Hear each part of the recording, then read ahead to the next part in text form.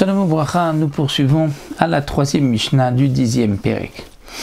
La Mishnah est un peu à la suite de la Mishnah précédente. Nous avons vu que lorsqu'un homme se marie, il y a la Ktubat Binin Dichim, c'est-à-dire qu'il s'engage vis-à-vis de sa femme, que si les enfants de cette femme-là, qu'il aura, lui, avec cette femme, vont réclamer la Ktubat de leur mère, et que lui a eu des enfants avec une autre femme, donc il y a d'autres héritiers, et bien Ktubat Binin Dichim, c'est-à-dire que les enfants réclameront d'abord la Ktubat de leur mère, ils la prendront sous forme d'héritage, et ensuite ce qui reste sera partagé entre tous les héritiers, donc c'est aux avantages des héritiers de la femme avec qui ils se marient. Il donne une assurance pour ses enfants, ils auront le montant de la Ktuba avant même de partager les biens du père.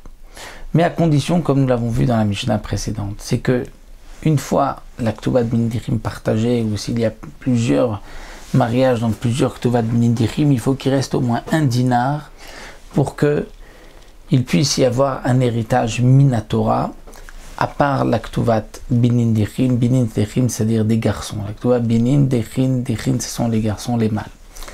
Alors la Mishnah nous dit, on va reprendre à la suite de la Mishnah précédente, c'est-à-dire qu'il était marié avec deux femmes qui sont mortes et qu'ensuite lui est mort, et que les héritiers, les orphelins, veulent réclamer la Ktuba de leur mère, et il n'y a que dans ces biens le montant de deux Ktuvot, et pas plus, il n'y a pas un dinar en plus. Mais, nous dit la Mishnah, Ayusham Nechasim Baraoui, il y avait des biens, mais qui n'étaient pas là dans les mains du père. Dire que il avait laissé de l'argent dans de la marchandise chez d'autres personnes, où il avait prêté de l'argent, et cet argent va revenir. Et donc on pourrait dire que cet argent va revenir, il y aura un dinar, on pourrait appliquer la Yerusha Minatora. Eh bien non, Enan Kebemursak, dit le Tana, ce n'est pas comme si il avait cet argent dans les mains, et donc il n'y a pas de motar dinar, et donc dans ce cas-là on partagera équitablement entre tous les héritiers, il n'y aura pas le din de Ktubat Binin Dichim. Rabbi Shimon Omer Afilu Isham Nechasim She'en Lahem Achrayut Eno Klum. Rabbi Shimon dit, même s'il y a de l'argent, ou il y a des biens, du mobilier, mais il n'y a pas un dinar en plus dans un bien immobilier, eh bien, Eno Klum, ce n'est rien. Ach Yusham Nechasim She'en Lahem Achrayut, jusqu'à ce qu'il y ait des biens qui ont une garantie, c'est-à-dire un bien immobilier, Yoter al Shte Ktubot Dinar, en plus des deux Ktubot qui ont au moins le montant d'un dinar.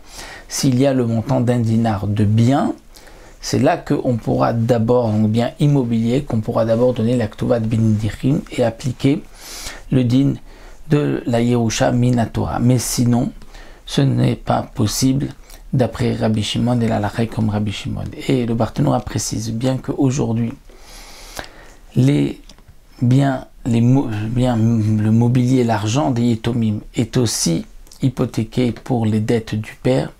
Malgré tout, la Ktubat Binin Dichim ne s'applique que lorsqu'il y a des terrains, des biens immobiliers.